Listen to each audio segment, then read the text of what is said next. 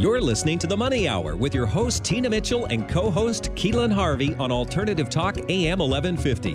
Now, back to the show with local mortgage experts, Tina Mitchell and Keelan Harvey. And you are listening to The Money Hour at 1150 AM KKNW, the Friday, June 19th virtual show because of the COVID-19. Our show is temporarily moved virtually. You can also catch our show on podcast or on air Saturday at 3 p.m. with a rebroadcast on Sunday at 9 p.m. 8 a.m. I am your host, Tina Mitchell. And I'm your co-host, Keelan Harvey. It's a great day to talk about money. That's what the show is all about, how to make money, save money, so you can have a better quality of life for you and your family. If you're hearing our show at a different time or day, you are listening to a rebroadcast, but we are here to answer any questions or connect you with the guests that we have on the show. Please call the show at 1-855-400-1150. Again, that's 1-855-400-1150 or online at themoneyhour.com. And in the show right now, you've seen them since we've been here Facebook Live. If you're listening to us on air, you can't see them, but we have Kristins, Samantha, and Adam of Mainsail Financial Group. Financial planning today. Do the traditional strategies still work? Right here at 1150 AM KKNW. Welcome, you guys. Thank you so much for joining us on the show. Thank you for having us. Yeah, and so let me share the listeners a little bit of background with the team. As a team, Mainsail Financial Group strongly believes in goal-based planning. They know the proper planning is an ongoing process and relationship-driven activity. As the winds of life shift, a proactive approach is needed to maintain the correct heading. They take pride in building a long-lasting relationship that evolves into dual role of financial steward and trusted financial advisor for you, your family, and your legacy. Their focus is working with individuals and families who have questions or concerns about their current financial picture, long-term security, financial lifestyle, and legacy planning. By taking a comprehensive and detailed approach, they work with you to develop a sound and realistic financial plan that can give you clarity and can help reduce uncertainty as the path to achieving your financial goals become more well-defined. Well, we're going to start with you, Adam. First of all, can you clarify your last name, please? I can. That's an easy one. Sure. That's okay. My name is Adam Leibson. Layson. Oh, Leibson. wow. Leibson. That's Yes. pretty darn easy. Okay, let's get that elephant out of the room first and foremost. Sure. So That's okay. Thanks, Keelan, for having my back here. I got your back. I heard him. He's like, and the other guy. Yeah, well, I love it. The fourth, we should introduce the fourth person, which is Brandon Steele. He's the other co-founder of Mainsail Financial Group. So I want to mention him too at the outset. Oh, thank you so much. That's all right. So let's start out. Let's start out with Adam. Let's start out with you. So, and I actually, a little history on me. I was a financial planner myself in New York Life for half a decade. I president and counsel in the whole 9 yards. Transitioned to real estate, investing in real estate, and that's what kind of led me to my career. So on this end of my career in finance, I have a lot of passion for real estate. So I love what you guys do. I think it's a super important service. I'd love to hear from each of you, starting with Adam. Why did you become a financial planner? What does it mean to you? Sure, that's a good question, and I think a really good place to start. For me, financial planning was never something that I set out to do, actually. I have a science background, and for the longest time, that's what I intended to pursue. I've been a planner and in this business for about 19 years, and 20 years ago, actually, my wife and I, we bought our first house together. And the transaction didn't go as well as we would have hoped. There were some challenges in how things were presented, and it really made me think about financial planning and financial services in general, because I thought that if this sort of thing was happening to me, if there was a lot of uncertainty or lack of clarity around some of these transactions, that's probably going on for other people as well. So I actually got into the business out of anger. I wanted to do everything I could to try to right some wrongs and, create more transparency in the planning process and try to build better relationships and more long-lasting relationships by being very straightforward and very direct and very collaborative about the entire planning process.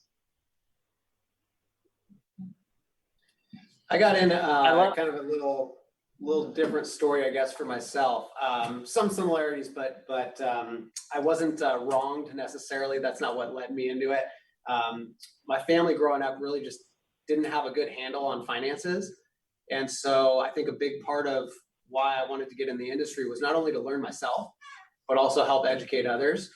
As I learned more, kind of got a little more heavily involved in what we do day to day now, I understand how hard it is to save and to grow your wealth. And so now that is a huge focus of mine, is to help make sure that, the folks that I work with, we're doing everything we can to protect their hard-earned money and, manage taxation and all that good stuff through it as well. So true, Brandon, especially considering now it takes something like COVID for people to really realize that they failed in planning, and these are the tough times where, your guys' work is so great to get out there and really change that for people, because, cash is king, as it's always been, as we'd say in the industry, and more so now than ever for some of those that have had a really tough time. So good on you for that, for helping people and encouraging them, being in their corner to put themselves in a better position in life. What about you, Samantha?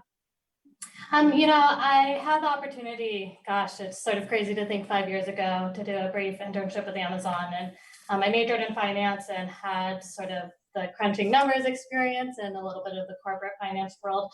That was when sort of my passion to become a financial planner was born. I have a pretty analytical numbers directed thought process, and I wanted to find a way where I could use that while building relationships with others. Yeah, that's fantastic. And Kristen, I'd love to get your feedback. You're back there in the corner. It looks small on my screen. I think they're a lot bigger.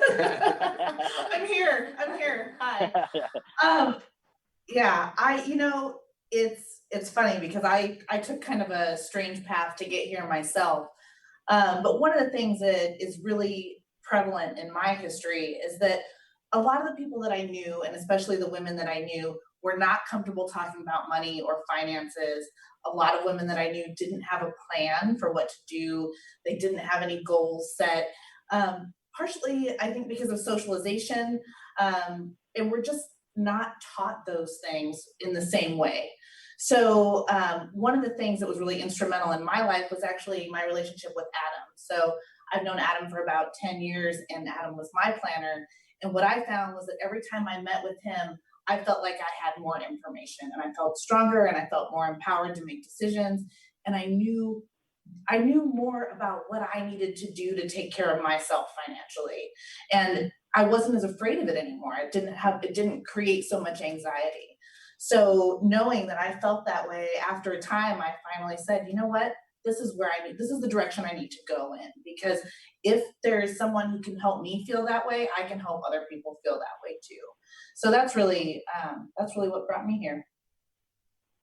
And I love that. I love how the team has the balance of female and male, because we all know there's a difference that the female place comes from on the emotional side than the male side, and different perspectives that come from the different genders. So, I love that you have that balance. And Brandon, sorry I left you out of the introduction, and Adam, sorry I can't pronounce your last name, but hey, well, if we had a recorded show, I would just say back up, but we're live here, so we fly with the way it is.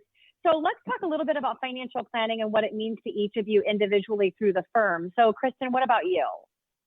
To me, it really boils down to empowerment, right? I think that's a theme that runs through for me. And having a financial planner, or being a financial planner, is really having someone objective in your corner who really understands what your needs and your goals are, and helps you get there, even if you get sidetracked. That's really, and having somebody keep you on the path and support you, right? Build you up, because it's not always going to be perfect and easy, and sometimes you're going to make a mistake, or things are going to be out of your control. And so having someone there to lift you up when those things happen and say, you know what, we're just going to shift in this direction a little bit, but we're still going to keep going toward the same thing. Absolutely. And, really that's what the show is about. And I started my show a decade ago, and it was inspired to create a platform to where people can find the best of the best in every area regarding their financing, because you need somebody on your team, whether it's on the mortgage side, the real estate side, the financial planning, the estate side. And so, yeah, you become a part of everything that they do, and even more so on your side as a financial advisor, because you're kind of looking at all of those areas and then connecting them with the people that they need to be in. Samantha, how about for you? What's it mean to you as an individual through the firm on financial planning? Yes, Tina, financial planning to me is really the opportunity to walk through life with people, sort of to piggyback on what Kristen was saying, really being supportive and holding their hand through some trying times. And I think this environment we're in, COVID-19, it's brought up a lot of sort of threats or uncertainty in people's lives. And so financial planning is absolutely the number side and crunching sort of the figures to help someone reach their goals, but it's equally, if not more important on that emotional side. And so financial planning is, navigating the twists and turns that life presents and hopefully working with clients who ultimately become your friends. Yeah, you mentioned the emotional side, because I can't think of anything more emotional than the overall financial plan, because that is going to connect to everything else that you're going to be able to do, your family, giving back to your community. I know you guys are really big about people being able to leave their legacy, and you have to have a strong and dialed in financial plan to even be able to think about that at any realistic level. Love that. Brandon, how about for you? Yeah, I would piggyback on what both Kristen and Samantha said. I think you probably get a sense as you're starting to get to know us a little better that relationships are, I think, at the core of everything that we do. So I would piggyback on that a little bit. But to your point, Tina, I think that planning is really about making the most of your resources, period. And so it's not just about investments. It's not just about stocks and bonds. It's about taxation. It's about all these different areas. And I think a big part of that is also creating multiple paths. The truth is, like, look at the scenario we're in right now with COVID-19. We don't know what's going to happen tomorrow. And so a big part of our job, I think, is to kind of create different pathways so that if we are heading down one and something gets thrown at us, we can kind of course correct and make sure that we get back on track. Yeah, so true and well said.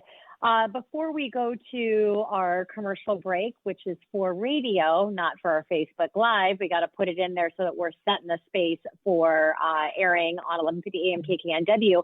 But Adam, let's go ahead and wrap up with you. What's financial planning mean to you as an individual? Well, the nice thing about going last is I could just say what they said. But I will add one thing really quickly. I think the most important part about planning is that we can help families address not only proactive portions, but also reactive, right? There's a lot to be said for setting the wheels in motion for how we want to retire, how we want our future to look. But I think where good planners set themselves apart is being able to help with the reactive, the part that no one's really expecting. And this sort of condition that we're in is a great example of that. How do we adjust? How do we course correct when something unexpected comes up and we're forced to react?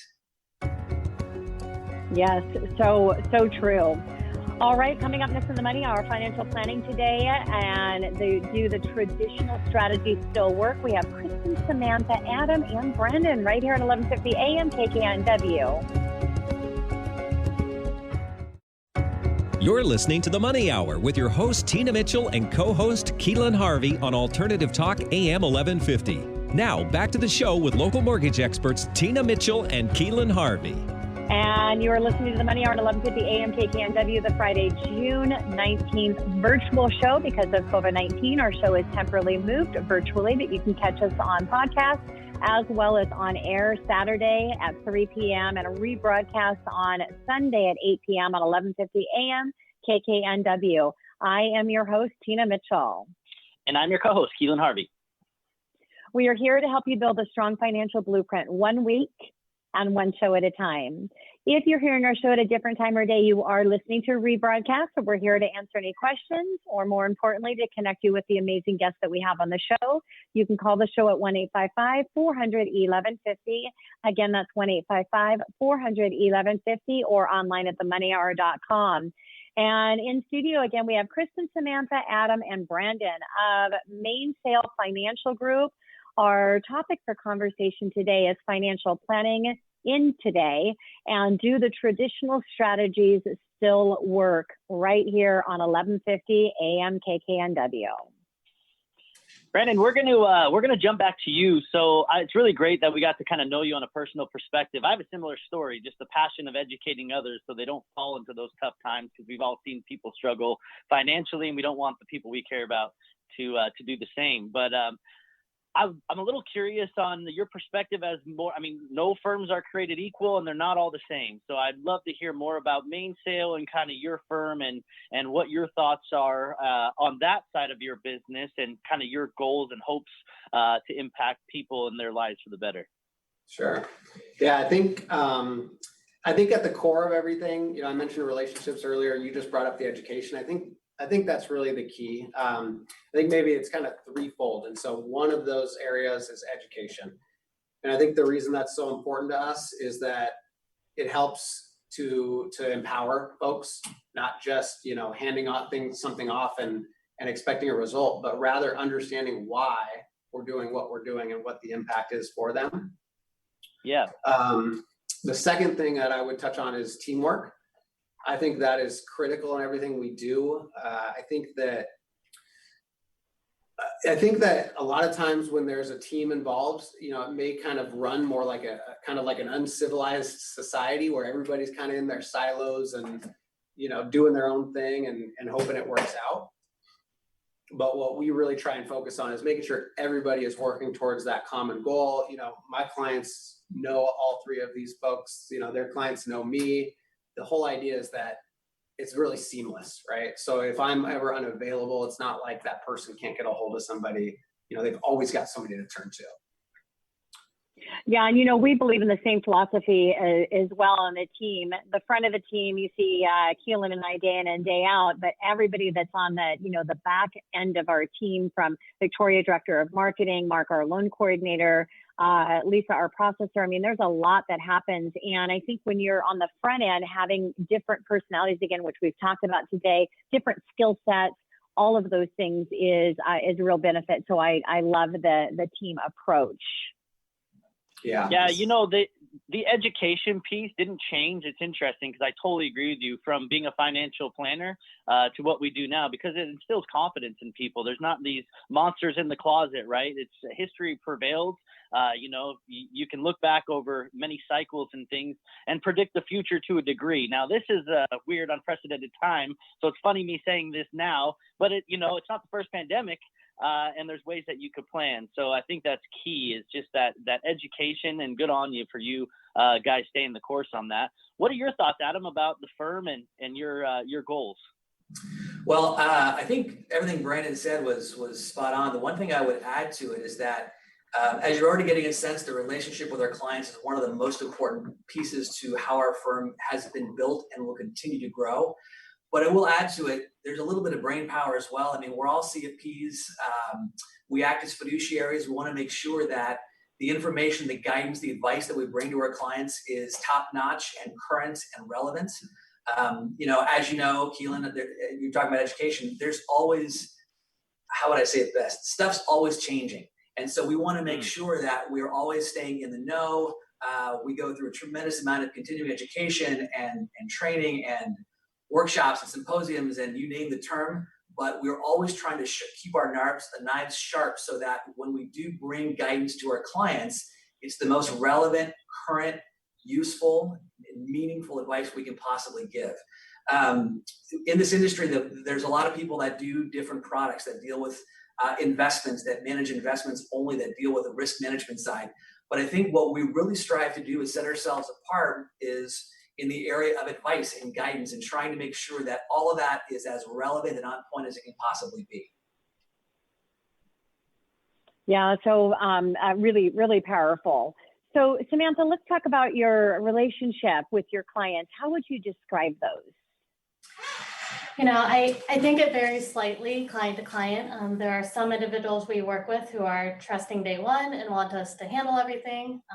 Then we have the opposite side where we have some clients who want to be a part of every action and almost run the process. And so I think and to what Brandon and Adam were saying, and Kristen a little bit earlier, it really is that education piece. And it's one of those, our job as advisors and the relationship we have with our clients, it's really making sure that they have the education and guidance required to not only understand the actions, but also,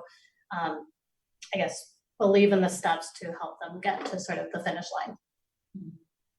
Yeah, absolutely. In our industry, clients just can't get involved in the process. This is the process, this is the system, this is what's going to be successful through the process, and you gotta trust the process and know that things are going to work out the most efficient way possible.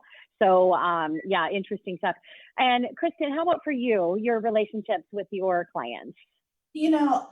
In a word, I would say that those relationships are rich. They're so dynamic. Every single client is different. And what we do is so personal. It touches so many different areas of people's lives. And you're really helping them maybe sometimes even identify what their goals and their dreams are in terms of retirement or long-term planning. So we really get to know them. And those relationships are hopefully really long lasting. You're seeing them through some of the best times of their life. Sometimes you're seeing them through the really hard parts of life. So I really think those relationships they're really rich. They're important and they're valuable. Yeah, and that's it. And what a great thing too, because you guys you're in all of the important times. And a call to action for anybody if you're listening now today, any life change that you have, it's critically important that you go to your financial planning team, because that's when they step in. They're stepping in at all those important times to make sure that things are getting adjusted as they need to get adjusted. So, so true, Kristen. Adam, what about for you, describing your relationship with your clients? Well, I would add on to what Kristen was describing, that being there for some of the more challenging times is probably the most satisfying piece of the relationship, because when things are going well, it's easy. But when things are difficult, when there's a job change or something changes in the family and times are stressful, that's where we, I think, make a much bigger impact. And it's really great because after doing this for almost 20 years or so, a lot of clients that I started with in the early days have become very good friends. Not everybody, but I would suspect this is a lot like you and your industry as well. I mean, you really begin to like the people that you do your best work with and for, and you really treat them as part of the family, and they treat you as part of the family. It's very rewarding when someone invites you to their home and they're willing to break bread with you and just talk about what's going on there in their life. And not many industries or professions or trades really create the kind of environment. So some of those relationships are very special and very deep and extremely rewarding. Yeah. Yeah, and you're 25. Oh, I just cut right in there. Get it. We got the delay. Don't worry. Get it. 25 years in the industry this year, a quarter of a century rocking this business, and 100% that, you build long-standing relationships. My closest friends, my best friends, they're all through in the mortgage industry, because that's where you're getting that in really getting close and personal with everything that's going on. And so, so true. I was just going to say, I love the offense approach that I'm kind of hearing this undertone of not sitting back and like on your lulls. And that's so important for people that are listening right now. You have nothing to be ashamed of with your finances. I can't tell you how many people, and I know you guys had this happen to you many times when I was in your industry, and they just waited too long. They come to you and it's never too late. And that's not what I'm saying at all. But the sooner you get started, the better you're giving yourself an opportunity, to give yourself a brighter future. So if you're out there and most people know in the back of their mind, they should probably have somebody helping them with their finances. Call these guys, call Mainsail, find yourself, somebody who's in your corner to help you. Speaking of working with people, Brandon, do you guys have, as a firm or individually, an ideal client in the mind, or? Yeah, to some degree. And I think, that was a perfect segue, I think, in this question. And I think you can definitely tell you've got some of this history in your background because you understand the ins and outs of what we do. I think one of the reasons that we have a team is to try and help out as many people as we can across the spectrum. To your point, some people come to us when they really need help for something that, is not too late, but it's a reactive piece. Some people come to us when they're just getting started saving. And that relationship doesn't have to be the same for different folks. And again, that's where I think the team comes in, is so that we can help people out no matter where they are in that stage of their career or, financial picture, I guess. If I did have to put a finger on somebody that we make the most impact for or work with, most frequently, I would say generally it's somebody who is a little closer to retirement or in retirement. I think that there's a lot of talk of getting to retirement, like what's my number? But the truth is, where most people come into trouble is coming down the mountain, right? And so a big part of what we do is to help people create that distribution strategy to preserve their wealth, help manage taxation through all that. And what you brought up earlier, maybe start looking at how we create a legacy or, make a little bit of an impact for future generations too. Yeah, beautiful thing to be able to do that. So, Adam, what do you think the short and long-term effect of COVID-19 is going to have on the financial market and planning strategies? Sure. Actually, I think I'll address the short term. Brent, maybe you want to talk about the long term.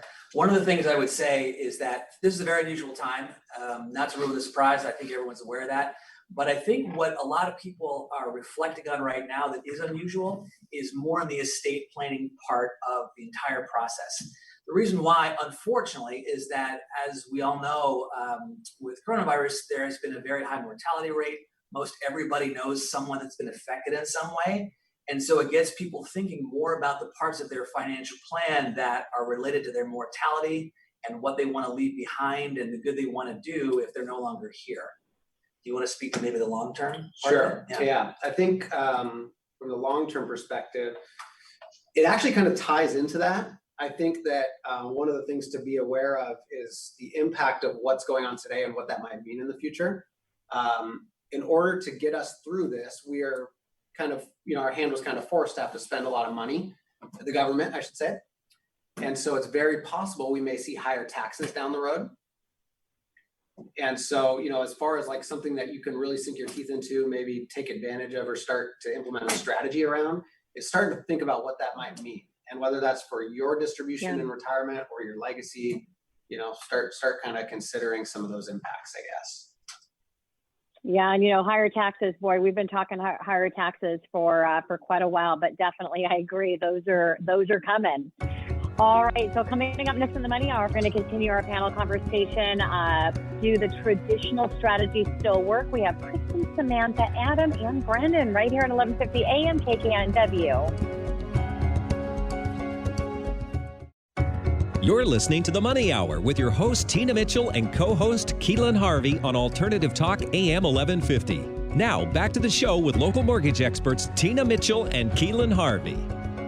You are listening to The Money Hour at 1150 AM KKNW, the Friday, June 19th virtual show. Because of COVID-19, our show is temporarily moved virtually, but you can listen to us on podcast, also catch us on air on 1150 AM KKNW Saturday at 3 p.m. and a rebroadcast on Sunday at 8 a.m. I am your host, Tina Mitchell. And I'm your co-host, Keelan Harvey. We bring in studio each week the best of the best experts in our local market on everything money. We're here to help you in today's economy. And now and still in studio or on our Facebook Live show, for those that are watching us Facebook Live, we have Kristen, Samantha, Adam, and Brandon of Mainsail Financial Group. Financial planning today. Do the traditional strategies still work? So we left off, Brandon. You said something interesting there that was a big eye opener for me. A lot of people don't realize this. You said taxes are going up in the future, and I realized I can get away with this because I'm not in the industry anymore. But a lot of people just dump all their money in their 401ks, and it's not necessarily the smartest thing to defer your money in a lower tax bracket to withdraw it in a higher tax bracket. So I hope our listeners caught that nugget right there, because there's smarter ways that you can put your money away. The match is free money. That's a given in your 401k with your work, but you need to talk to these guys because your money could be working harder for you. So just a little plug there if anybody missed that. I'm sure also people are wondering kind of during COVID right now, let's talk about the downside. Like, we'll start with you, Kristen. What do you think is the biggest mistake that people could make right now with this uncertainty with COVID? Sure. Biggest is a hard one, right? There's a lot of biggest mistakes that people can make. And I'm going to go back to what you said earlier, Keelan, about being proactive. I think one of the biggest mistakes you can make right now is avoiding and burying your head in the sand and not looking at it. Right? I think there's an impulse right now because things look either scary or different or out of your control to just sort of turn your head. And now is the time where that's really not a great idea, even more than it's never a great idea, right? But right now, especially a few short months and a couple of changes that are based on emotion or reaction could really make a big impact for you in a negative way. So I would say avoiding and being reactive are both probably my two biggest ones. Yeah, and you know what? I'm hoping with what's happened when people have been forced to change on a regular basis because of everything that we're going through, that they're going to create a different mindset around change is exciting. Because that's why people procrastinate, is they just, everything's okay the way it is, even though they know the way it is not the best way. So hopefully we'll see some different mindsets coming in, really benefit people when it comes to their financial arena. Insanity, right? Doing the same thing over again, expecting the same results. So, how about you, Samantha? What is your feedback on advice that you could give during uncertain times? Yeah, thanks, Keelan. I think to me, the biggest sort of mistake someone can make is making a decision purely based on fear. I think there is a lot of uncertainty right now, and fear drives a lot of emotions that one wouldn't make if they were having sort of a more a higher level conversation. I love that. False expectations appearing real, right? It's the human fight or flight. And, sometimes people realize that things aren't as scary if you approach them head on. So what about you, Adam? What are your thoughts on uncertain times and what people should be concerned about? Sure. So along the same vein, as far as what would be something that people maybe should not do at this point. Well, and I recognize the fact that there's a lot of unemployment and there are certainly a lot of very real challenges with that. But I think one of the biggest mistakes is to stop habits that have been working thus far. We've been hearing from a couple of clients that they want to stop with their 401k contributions and stop with their monthly contributions to education accounts because the market is down. Why would I want to put money in now? And so trying to reinforce the idea of keeping those habits and keeping a long-term approach. And I think most importantly, sticking with a plan, right? The idea of planning is to guide you through these good times and these bad times. And why, if all of a sudden things are more challenging, would we stop doing all the things that have been successful so far and that we know we should be doing, right? My daughter says, well, maybe I should stop making my bed, right? I'm home from school every single day. Why should I make my bed every morning? Like, you know what? Because we've always been doing that. And just because the conditions are a little different on the outside doesn't mean we want to change those successful habits that have been getting the job done for you to this point. Plus, you won't get your allowance.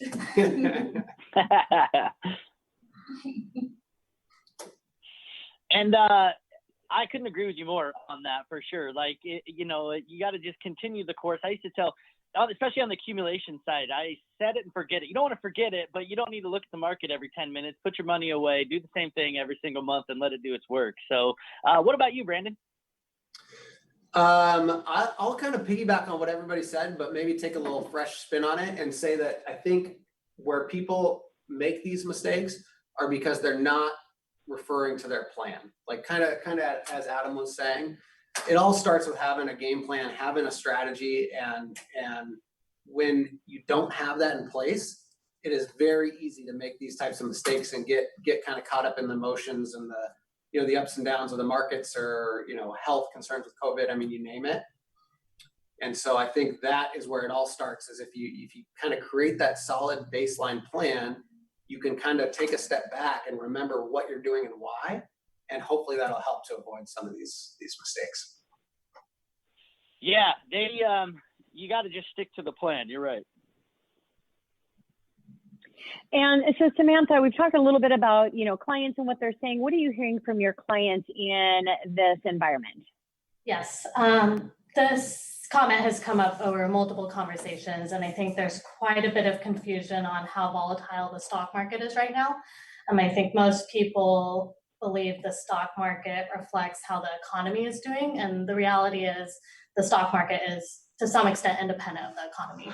And so, what sort of the value or sort of, I guess, maybe the comfort we're able to give our clients is letting them know that they have a professional in their court, but also as a firm and as individuals, one of our primary goals for our clients is to mitigate that risk. And so I think seeing the stock market go up 5% one day and down 7% the next is nerve-wracking for anybody. But really, it's how do we make that connection and really tying back to the plan, and how do we encourage our clients to focus on the broader discussions. Yeah, and again, you've hired an expert for a reason. So you need to trust and let them guide you through the process. There are decisions that people need to make when it comes to anything, including financial plan. But majority of the time, there's advice by your expert leading you through the process, and you have to let them do what their expertise is and trust through the process. So Brandon, what about you? What are you hearing from your clients in this environment? I think for the most part, it's been a really interesting time because I think generally when the markets are down, we hear a little bit more of like, what's going on? How do we fix it? How do we get out of this?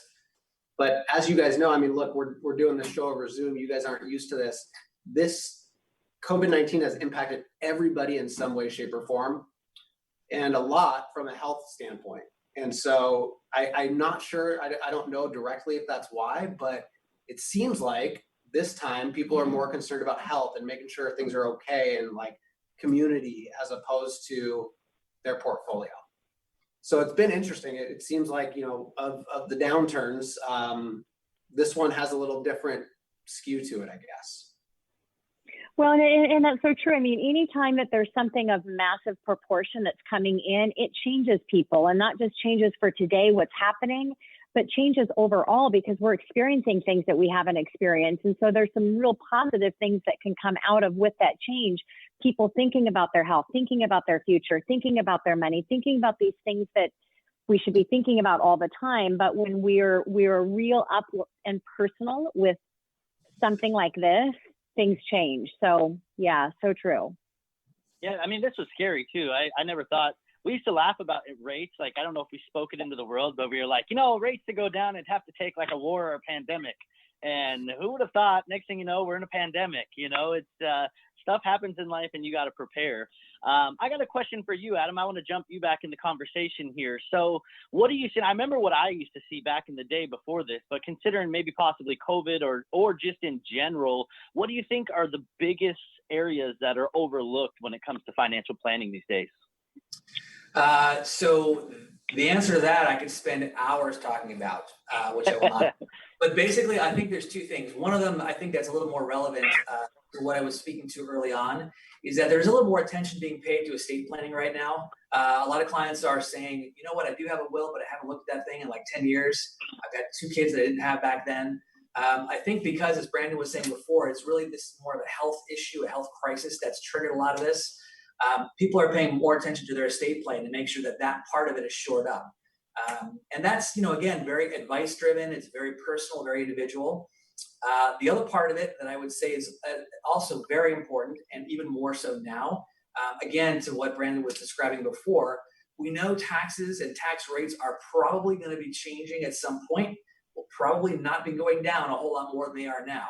So how do we really take advantage of some of the tax efficiency and different tax deferral methods that a little more than we are right now? Do we have Roth 401ks at their employer? A lot of people don't know if they do or not. How do we use different taxable buckets to really diversify the kind of tax we're going to have to pay? And so, again, that is not a product-related approach, but I think that good conversation and good advice and really trying to figure out how to make the most out of what you have leads to a conversation about tax efficiency and tax planning. It's not very exciting stuff. I mean, it's not something that people come home from work and say, hey, honey, let's talk about taxes, right? But we get the privilege of doing that when we get to meet with our clients. And so it's a really important and often overlooked area. Yeah, you know, you hit that on that. A lot of people don't realize your plan changes, your wealth changes, your situation changes. You know, to have that thing dusty in your closet for 15 years, an estate plan, is not going to work. You got to be on top of that. And so smart. Buckets is a great analogy. Pre-tax buckets, after-tax buckets, aggressive buckets, not aggressive buckets, and making sure, I hate to use the blanketed word diversified, but it's so important that you have a strategy all over the board and not just laser focused on one thing, because all your eggs in one basket, you can lose all your eggs. Not the way to go. So good advice for our listeners. Absolutely. We've got less than a minute to wrap up the show. I'll leave this up to Kristen or Samantha. How would you encourage someone to stay objective in this world of distraction? Long question to answer, but 60 seconds. Okay, well, here I go. I would say focus on the things focus on the areas where you can make an impact, right? There's all of this noise, all of these things happening, so much input, news channels and social media and all of this. And I think that it's, instead of focusing on all of those things, find the one area that makes sense to you and focus on that area. Do something that feels good. Make a positive change for yourself or for someone else. Great answer, very efficient answer, and so much information. We had so many more questions we wanted to ask, but an hour goes by quickly. I want to give a shout out and thank you for the team of Mainsail Financial Group. If you want to reach out to them, you can call the show at 1-855-400-1150, or you can go online to themoneyhour.com. And Kristen, Samantha, Adam, Brandon, thank you so much for joining Keelan and myself. Thank you guys. Appreciate it very much. And this is your host, Tina Mitchell, your local mortgage expert, signing off for the day. And your co-host too. Don't forget about your co-host signing off for the day. I went right before you. There you go. Best sign off ever. Thank you so much for being here. Enjoy the rest of your Saturday and your weekend coming up. And we look forward to talking more money with you next weekend right here on 1150 AM KKNW.